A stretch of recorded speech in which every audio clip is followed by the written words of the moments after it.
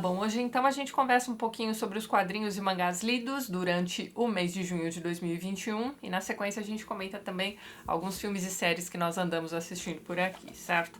Bem, pessoal, vamos começar então pelo mangá, né? Como vocês sabem, eu estou aí desde o ano passado na missão de ler Berserk, não é mesmo? Este é um mangá que eu já tinha começado um tempo atrás, tinha lido, sei lá, os 5 primeiros volumes e disse, não, cara, eu preciso parar para ler isso aqui de cabo a rabo. Foi isso que eu fiz no ano passado, mas depois que nós tivemos a infeliz, né, a triste notícia da morte do Kentaro Miura, eu passei a ler Berserk a conta-gotas mesmo, né? Quando o triste fim de Kentaro Miura veio à tona, eu estava ali, sei lá, pelo volume 35. Chegamos então ao inevitável volume 40, que é o último publicado aqui no Brasil. Eu nem sei se existe um volume 41 para ser publicado, se outros artistas já estão preparando aí a finalização desse mangá, mas enfim. O meu maior medo, e assim, fica uma coisa meio dramática, né, dizer meu maior medo, mas enfim. Vocês aí que leram Berserk até o volume 40 devem ter se pegado pensando isso em algum momento. Era o de que estes arcos aqui ficassem em aberto, né? O arco da Casca,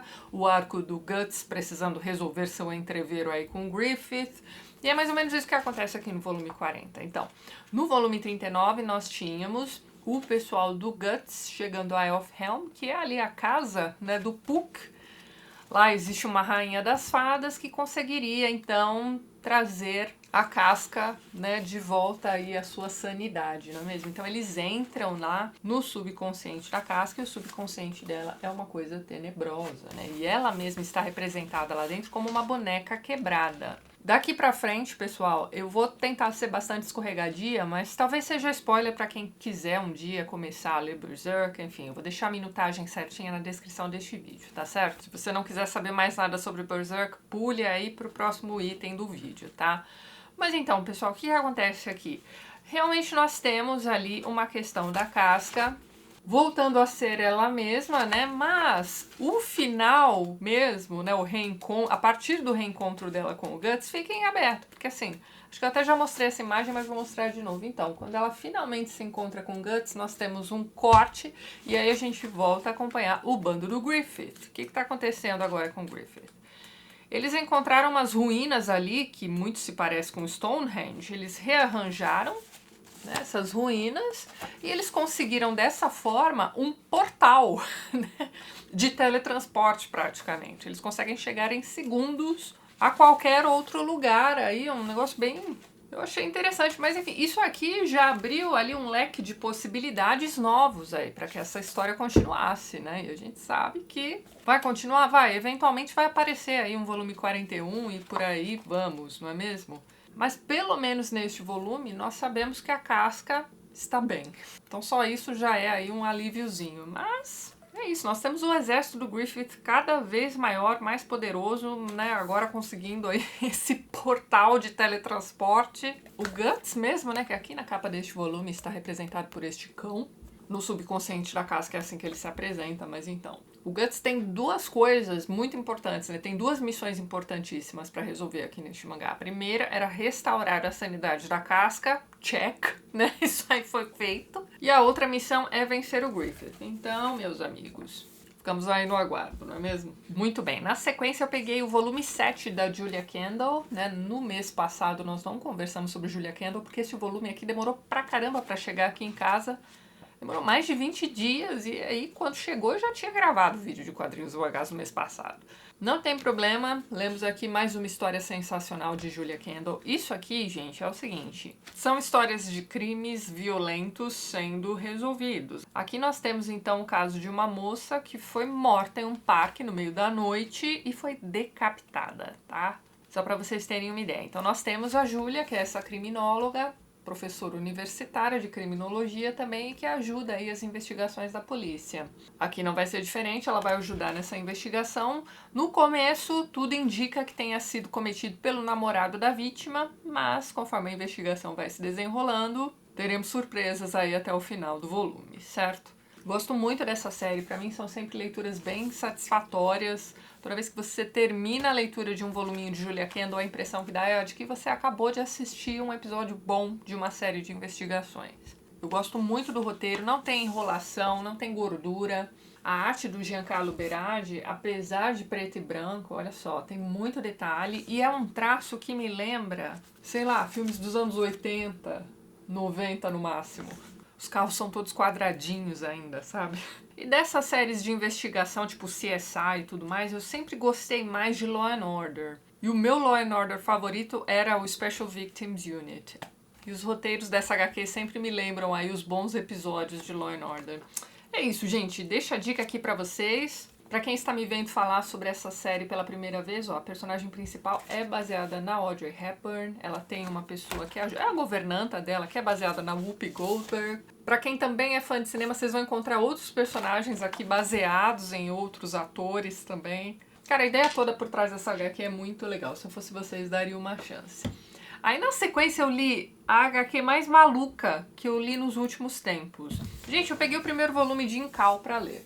Eu tenho certeza de que esta aqui é uma série em quadrinhos que tem aí uns fãs muito hardcore, gente que vai me ouvir falando a respeito dessa série e vai falar, meu Deus do céu, Tatiana não entendeu a profundidade de Incal, mas não tem problema. Gente, é cara de pau o suficiente pra comentar Incal aqui neste canal, tá certo? Mas então... Por que eu estou dizendo isso? Porque quando essa série foi anunciada pelo pessoal do Pipoca Nanquim, eles trariam de novo aqui no Brasil, encadernada, edição de luxo, não sei o que lá, a impressão que dava era de que uma coisa maravilhosa e esperada por muitos, assim, estava sendo republicada por aqui, tá? Então vocês aí me perdoem os meus comentários simples, tá? Sobre esta série. O que acontece aqui? Aqui nós temos uma HQ de ficção científica criada no comecinho dos anos 80, se não me engano, a primeira história de 1981. É isso mesmo. O que é isso aqui? Isso aqui está acontecendo lá no futuro, mas lá no futuro bem longínquo mesmo. Nós temos aqui algumas questões que remetem à Fundação. Ainda bem que eu li Fundação no comecinho deste mês. Tem vídeo aqui no canal, vou deixar o link na descrição. Vejam lá meu vídeo. Por quê? Porque o universo aqui criado pelo Mobius, ou Moebius, enfim, muito tem a ver ali com o Império Galáctico. Então você tem umas guerras aí acontecendo entre planetas.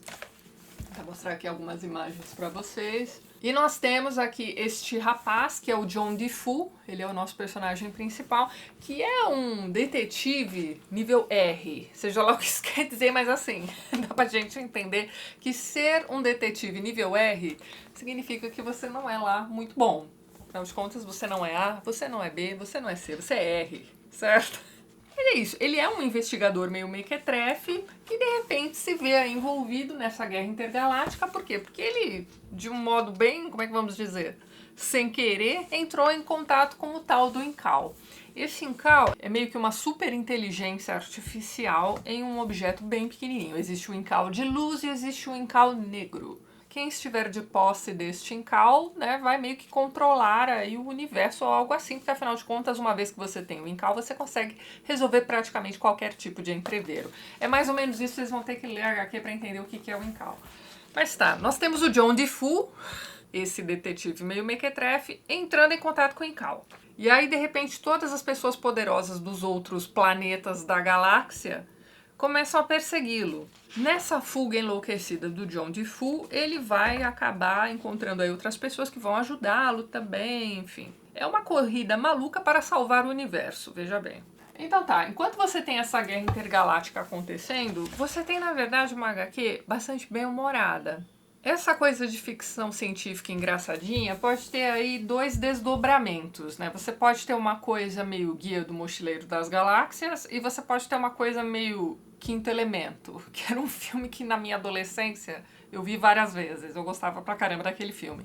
Vocês se lembram desse filme? Era com Bruce Willis, você tinha aquela Mila Jovovich, ela era o Quinto Elemento, né? Ela era o Incal da história. Tinha aquele Chris Tucker, também engraçado pra caramba nesse... Bom, se você já viu o Quinto Elemento, você já entendeu mais ou menos como é aqui o humor dentro dessa história. Pois é. Só que assim, gente, eu achei as piadas meio forçadas, tá? Não vou mentir pra vocês. Não achei engraçadão. Não me peguei rindo horrores, tá? Era no máximo aquelas piadinhas assim... Tá. De qualquer forma, esse tipo de humor, pra mim, pelo menos, funciona melhor no filme do Luc Besson do que aqui nessa HQ. Mas a HQ em si... Gente, eu não sei explicar porquê. Eu não consegui parar de ler esse negócio. Eu devo ter lido essa HQ imensa em, sei lá, 3 dias. E apesar de não ter amado essa história, eu estou esperando o segundo volume. Com uma certa ansiedade, não vou mentir pra vocês, mas é isso. Depois vocês me digam aí nos comentários o que vocês acharam do Encalço, se vocês também se lembraram do Quinto Elemento, enfim. Vamos lá então, pessoal. Antes de pularmos aí para a sessão filmes e séries, eu gostaria de fazer aqui com vocês, não exatamente um sorteio, porque não se trata de itens novos. O que eu gostaria de fazer aqui nesse vídeo é o seguinte, eu gostaria de passar para um de vocês a minha coleção completa de Monster. Por quê? Porque eu terminei, né, de comprar lá a edição Kanzenban, então não faz o menor sentido eu manter aqui em casa duas edições diferentes de Monster, apesar de eu ser bastante apegada aqui a essa edição mais simples aqui, de capa branca. Que eu comecei a ler, deixa eu pensar aqui, em 2012. Os 5 primeiros volumes eu recebi de uma parceria que eu tinha com a editora Panini e os demais eu fui comprando conforme eles foram aparecendo nas bancas de jornal. Levei uns aninhos aí para conseguir comprar todos os volumes, ler tudo. Temos um vídeo aqui no canal só sobre esse mangá, é o meu mangá favorito de todos os tempos. E é isso então. Caso alguém se interesse por essa coleção, dê uma olhadinha na descrição deste vídeo, eu vou deixar lá um formuláriozinho, porque eu imagino que mais de uma pessoa vai se interessar, e aí eu vou sortear um de vocês. E assim, não vai ser nenhum sorteio anunciado, não é uma promoção do canal, nem nada do tipo. Eu realmente só quero passar para alguém de vocês aí que queira conhecer este mangá maravilhoso, a minha coleçãozinha aqui, muito amada, tá? Mas assim, gente, não vou mentir pra vocês. Ficou guardado durante bastante tempo. O pessoal que tem rinite aí, tá? Pode ser que não fique muito feliz com a forma como eu guardei aqui em casa. Eu não sou aquele tipo de pessoa que compra aqueles plastiquinhos e guarda tudo certinho, não. Mas a coleçãozinha tá impecável, tá, gente? Foi lido somente por mim. Uma vez só, se você encontrar um pouquinho de cola que veio assim da editora mesmo, veio assim do prelo, vocês me perdoem. Mas é isso, eu tenho aqui todos os 18 volumes para passar para um de vocês. Caso alguém se interesse, dê uma olhadinha na descrição do vídeo. Vou deixar esse sorteio entre aspas durante uma semana, então na quarta-feira que vem eu faço o sorteiozinho por aqui e entro em contato com a pessoa sorteada para pegar o endereço, aquela coisa toda, tá certo? Então não deixem de preencher o formuláriozinho e na quarta-feira que vem, dia 4 de agosto, eu entro em contato com a pessoa ganhadora. Então eu vou colocar o resultado num comentário fixo aqui do canal, tá? E vou entrar em contato com o ganhador então, tá certo? Então é isso. Muito bem, agora vamos aos filmes e séries assistidos por aqui durante o mês de julho. Este mês, nós continuamos assistindo Downton Abbey. Eu achei que essa fosse uma série mais rápida, né? Porque as temporadas são mais curtas. Mas não é o que aconteceu. A gente ainda tá, acho que na 5ª temporada. Ainda vai levar um tempinho pra terminar. Tô gostando muito dessa série. Pra quem não conhece, ela está disponível no Prime Video da Amazon. Todas as temporadas, tá tudo bonitinho lá pra vocês. É uma série que se passa na primeira metade do século XX e é sobre uma família podre de rica, tá? Eles são lords. Eles herdaram aquela casa imensa e eles se preocupam com, sei lá, ter um herdeiro pra dar continuidade ali às tradições da família, esse tipo de história, tá, gente? E você vai acompanhando os dramas ali do núcleo de pessoas que trabalham na casa. Você tem o núcleo dos moradores também, eles são ligados ali à família real. Nessa 5ª temporada nós tivemos a presença lá do rei Eduardo, né? Esqueci o número desse Eduardo.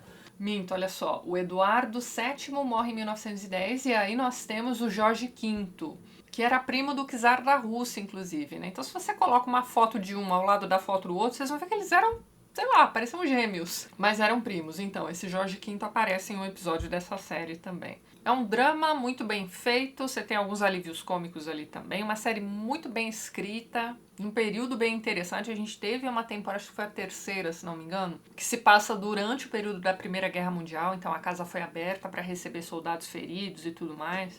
É uma série bem interessante. Para quem gosta, sei lá, de The Crown, acho que vale a pena dar uma olhadinha nessa série também, como eu disse pra vocês, está na Amazon.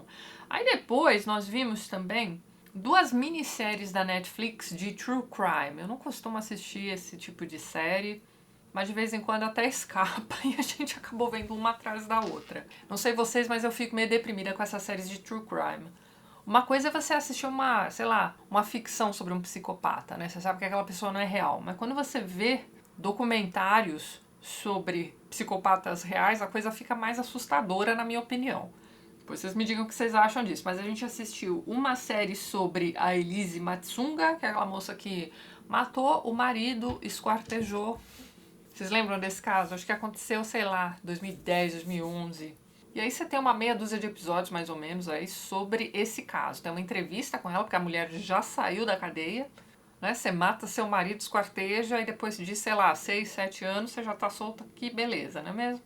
Esse é aquele tipo de série que não te poupa dos detalhes. Você tem entrevistas com a figura bizarra da Elise mesmo, você tem entrevista com os advogados de defesa, com todos os advogados envolvidos, aliás, e assim, gente, o negócio é pesado. E como se não bastasse, a gente assistiu ainda uma sériezinha sobre o Jeffrey Epstein. Vocês lembram desse caso também? Esse cara era um milionário americano aí, ele tinha toda uma rede de abuso praticamente, né? Então ele convencia meninas a trazerem outras meninas para serem abusadas. Era um negócio assim meio inacreditável, sabe, o que ele fazia. E com menores de idade, mas não só menores de idade. Você tinha aí também umas moças de seus 20 e poucos anos participando desse esquemão também. É um esquema imenso, então envolvia pessoas da política, pessoas de Hollywood. Enfim, foi um caso complicadíssimo. Quando ele finalmente foi preso, o que acontece? Ele se enforca numa prisão de segurança máxima. Então, assim, a gente muito desconfia de que, né, mandaram matar esse cara dentro da cadeia. Um caso horroroso também, essa série é um pouco mais curta, deve ter uns 3 episódios só. Vi também mais um episódio da The Hollow Crown. Gente, essa série é maravilhosa, está na Amazon também. Essa é uma peça sobre a Ilíada. Então você tem lá, cada episódio, uma peça do Shakespeare, uma peça histórica de Shakespeare, aliás. Então, assim, quem está fazendo o projeto junto comigo, lendo Shakespeare, né, uma vez por mês, então, no penúltimo domingo do mês, nós sempre conversamos sobre uma peça dele. Neste mês de julho, nós conversamos sobre Henrique V e tem um episódio sobre Henrique V aqui na The Hollow Crown.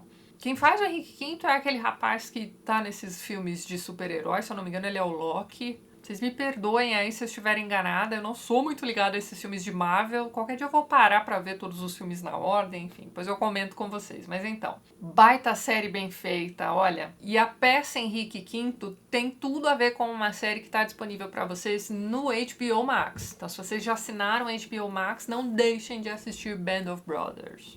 O título da Band of Brothers tem tudo a ver com Henrique V. E é uma série espetacular sobre a Segunda Guerra Mundial, gente. Vocês precisam assistir Band of Brothers. Talvez seja a melhor série que a HBO já produziu, viu? Então, de séries foi isso. Mas na sequência a gente assistiu também alguns filmes. Vou começar com um filme do mês passado que eu esqueci de comentar com vocês. Gente, eu nunca tinha visto Highlander. Segundo o Beta, eu tenho aí umas lacunas de anos 80 que de vez em quando a gente tenta preencher por aí. Então, no mês passado, a gente assistiu os filmes do Karate Kid. Eu gostei pra caramba do primeiro filme, os outros foram mais mas enfim. E a gente assistiu Highlander também, que eu nunca tinha visto na vida. Não é nenhuma maravilha do cinema, é um filme que envelheceu mal pra caramba, mas tem o Sean Connery. Sean Connery é sempre legal. Mas o ator que faz o Highlander, pelo amor de Deus, gente. Vocês gostavam do Christopher Lambert? Então tá, o Highlander é um imortal e só pode existir um, né? There can be only one.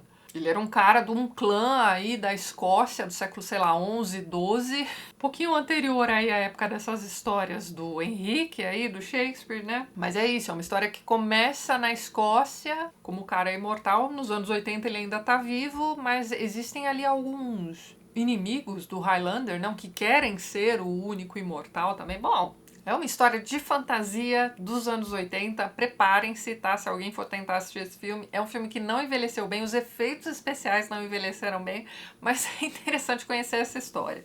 Eu, por exemplo, sempre ouvi falar de Highlander, mas não sabia do que se tratava, certo? Pois muito bem. Lacuna preenchida, nós assistimos também um filme chamado O Ritual, de 2017. Por quê? Porque assistindo Downton Abbey, o Beto se lembrou ali de que o Tom, que é um dos valetes daquela família, né? Enfim, é um personagem bastante importante para a trama toda. Ele vive tramando ali dentro daquela casa, né? Enfim, mas de vez em quando ele faz algumas coisas que você pensa assim, poxa, ele não é tão ruim assim. Por exemplo, no episódio que a gente assistiu ontem à noite, ele salvou uma das filhas ali da família de um incêndio. Mas enfim, aquele ator também está nesse filme aí, O Ritual.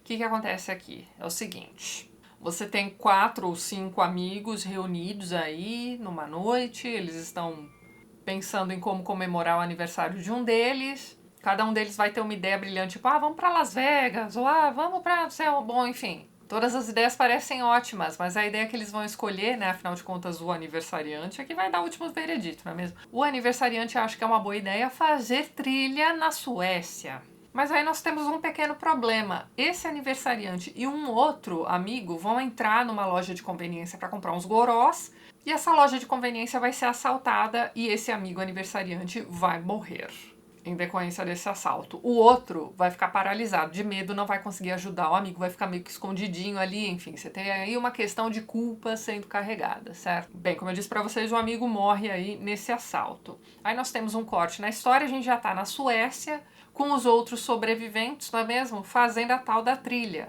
em homenagem ao amigo que se foi, aquela coisa toda. Só que assim, se você já viu Midsommar, aquele outro filme esquisitão que também se passa na Suécia, você já sabe que, sei lá, gente, eu tenho a impressão de que esses filmes são feitos porque eles não querem turistas na Suécia. Eles estão fazendo essa trilha numa floresta super esquisita, coisas estranhíssimas vão acontecer por lá e digamos que esses amigos vão desaparecendo aos poucos. E tem uma coisa muito estranha acontecendo naquela floresta que eu não vou contar pra vocês. Então, se você gostou de Midsommar, talvez você vai gostar desse filme. E aí, durante esse filme, o Beto se lembrou de um outro que se chama O Culto. Então, a gente acabou vendo esse filme também. Esse filme é aquele tipo de filme que você precisa assistir acompanhado, porque é tanta coisa que vai acontecer, é tanta coisa esquisita que você vai precisar conversar com alguém a respeito dele depois, entendeu? O que nós temos aqui é o seguinte, nós temos dois irmãos sobreviventes de um culto, né? Então esse irmão mais velho acaba, né, pegando o irmãozinho e fugindo dali porque ele acha que a qualquer momento as pessoas daquele culto vão se matar. Então tá, eles escapam do culto, só que aí um belo dia eles vão receber uma fitinha com uma mensagem de uma moça desse culto. Então assim, o culto ainda existe, aquelas pessoas ainda estão lá, mas isso depois de, sei lá, 10, 15 anos. Aí, o irmão mais velho se lembra muito bem de coisas estranhas que aconteceram naquele lugar. Ele não tá muito afim de voltar. Mas o irmão mais novo tem boas lembranças do lugar, porque ele passou a infância lá. Então ele gostaria muito de voltar pra lá, pra visitar aquelas pessoas, ver como é que o lugar tá hoje em dia. Enfim, essa curiosidade maldita, mesmo os dois voltam pro lugar do culto. Chegando lá, é como se o tempo não tivesse passado. Todas aquelas pessoas continuam do mesmo jeitinho. Acho que 20 anos se passaram. E é como se nada tivesse mudado naquele lugar. Bom, enfim, eles estão lá pra dar uma visitada, né, ver como é que tá, mas aí eles acabam passando mais um dia, mais um dia, mais um dia, e aí eles estão presos ali naquele lugar. Eles não conseguem sair dali. Chega um momento em que eles vão conhecer uma moça que não estava lá antes. Aquela moça foi parar naquele lugar porque o marido dela sumiu ali naquela região. Ela vai procurar pelo marido, aquelas pessoas acabam oferecendo ajuda, ela entra, né, naquela areazinha onde o culto acontece e não consegue mais sair de lá, ela vai ficando por ali mesmo. Então, no fim das contas, esse filme é meio que uma mistura de Twin Peaks com Ilha de Lost. Cada personagem com quem eles conversam ali dentro tem uma história muito estranha pra contar. Tem um momento que um desses irmãos vai encontrar um cadáver enforcado. E aí ele, naquela situação, poxa vida, ele entrou num galpão, viu lá aquele cadáver enforcado, mas aí ele olha pra trás e o cara enforcado tá lá, bem vivo, da Silva, tentando explicar pro outro por que ele tá morto ali, mas vivo ao mesmo tempo. E só digo isso, é um filme maluco, tá? Vocês vão ter que criar aí as teorias de vocês, é um negócio esquisito pra caramba. E se você já viu o Ritual e gostou, provavelmente você vai gostar do Culto também, certo? Mas é isso então, pessoal. No fim do mês que vem eu volto com mais quadrinhos, mangás, filmes, séries. Eu preciso começar uma outra saga, né? Já que eu já li tudo de Berserk disponível por aí. Ainda não sei se eu começo o Lobo Solitário, Vagabond, Vinland Saga, enfim, vou escolher um aí pra ler. Esses três eu já tenho vários volumes aqui em casa, né? Posso começar por um deles, mas se vocês tiverem outras dicas, deixem pra mim aí nos comentários também, tá certo? E é isso então, pessoal. Antes de encerrar o vídeo, gostaria de mais uma vez agradecer a todos os apoiadores do canal.